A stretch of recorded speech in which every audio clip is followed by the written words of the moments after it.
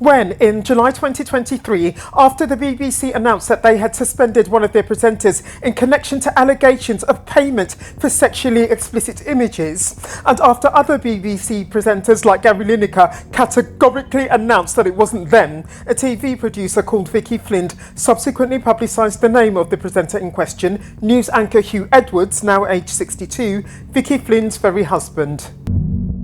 In June 2024, Edwards was charged with having 37 indecent images of children on his WhatsApp. Some sources, though, are saying it's actually 41 in total. So what HUW EDWARDS shockingly admitted earlier today was that he has viewed 41 indecent images of children, including 2. Some images portray children as young as 7. 6 images, or 7 according to certain sources, are category A images. That's the highest level of indecency. I believe that that level involves the act of sexual penetration by a penis, whether of a vagina, an anus or a mouth. What would count as a child? Under 16, under 18, younger? Under 18, and we classify them into 3 different areas. The most serious category, of which there were 7 in this, involves some measure of penetrative sex being depicted. At least 2 images are moving images. The oldest age amongst the children involved is 15. Before we go on, we're talking about a married man who was a father to 3 boys and 2 girls who were all, at one point, if not now, children. All the while we listened to Edwards' touching commentary of the Queen's funeral, which he covered for the BBC, and all the while we listened to his glowing tributes to King Charles, whose coronation he again covered, we were listening, we know now, to a pervert of the worst kind. I should also state at this point that the charges that I've named are actually unrelated to the allegations from July 2023 that ended up costing Edwards his job. Those allegations related to Edwards paying a boy directly for sexually explicit images of himself at least. Edwards resigned while being investigated over those allegations. No charges came from those allegations, however. The majority of the images relating to Edwards' 3 actual charges were sent between him and a second man on WhatsApp over a 2-month period that fell sometime between December 2020 and August 2021. Further details of that second party remain unknown, to me at least. At one point, though, in response to receiving 1 or more particular images from that second party, Edwards apparently told the man not to send him any more material of children of that age. Of what age were the children in the images in question? Did Edwards mean that he wanted images of younger children? Sorry, but I'm not prepared to just assume that he wanted images of older children.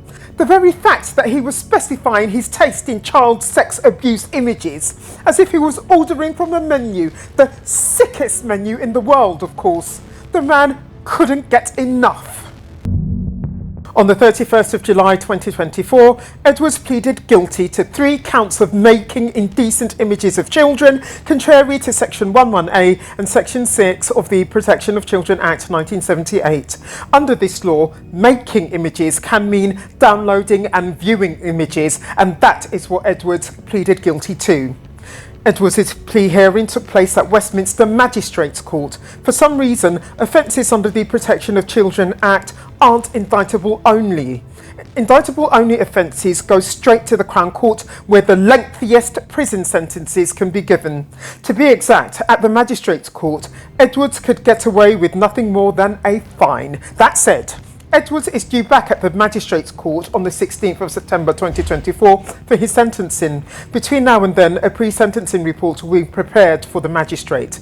It will detail, as a minimum, Edwards' motivation for obtaining and viewing the images, his risk of reoffending, and the state of his mental health. Sorry, on the matter of Edwards' motivation for viewing the images, being an inbred paedophile is a simple answer to that, in my opinion.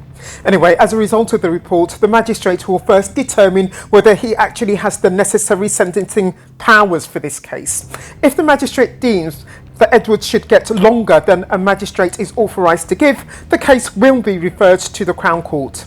The Category A images alone can attract up to 10 years, but yet commentators are saying that Edwards is unlikely to go to prison.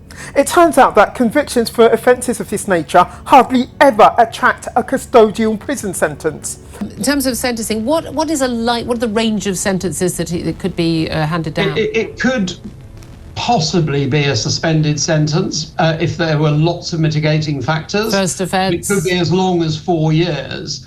The sentencing guidelines for this particular offence would mean that the judge should start at somewhere between 18 months and 2 years. Yeah. But he'll look at... Moreover, Edwards' guilty pleas will earn him an important discount on any sentence if he actually is given a custodial sentence.